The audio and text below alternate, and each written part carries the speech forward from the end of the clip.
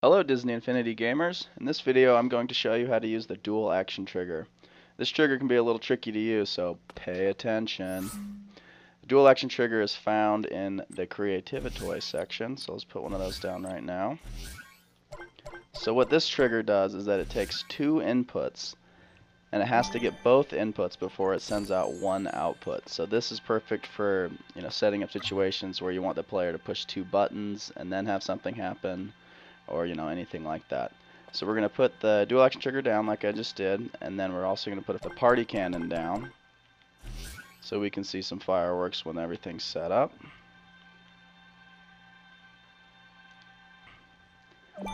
And now we have to find two things that we want to use as triggers. So let's use the racing gate because I'm Dash. That seems like right up his alley.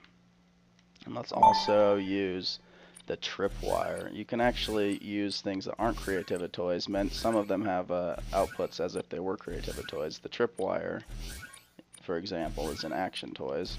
I just got to get there. I think I went the wrong way through the menu. I did.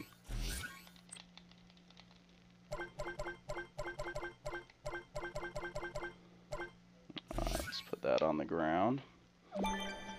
So what we're going to do is connect each of these to the dual action trigger using our magic wand tool, of course. So I'll connect the crossing gate to input 1, and now we're going to connect the tripwire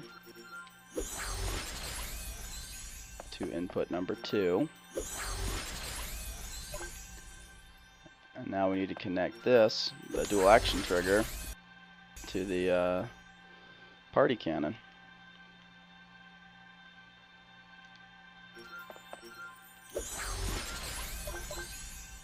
Alright, so let's see if it worked. So if I just go through the gate, you can see that it doesn't do anything. But as soon as I trip on the tripwire and go through the gate, you see that there it goes. All the fireworks go off. So the other thing with this is that you actually need to reset the dual action trigger, otherwise it'll only do the action once. So if I go do that same thing again, nothing will happen.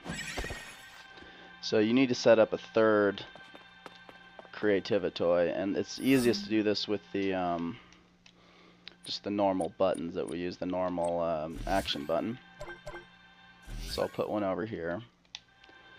So what we want to do here is actually highlight the dual action trigger again and open up its menu. And so when it's complete, we want it to send a new link to this button, pushing the button for us. And then we want to have this button, when it's pushed, come back to the dual action trigger and reset it. So every time the trigger triggers, it'll reset itself.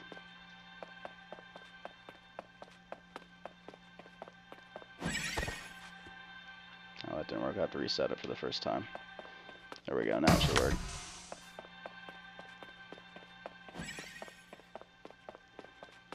There we go.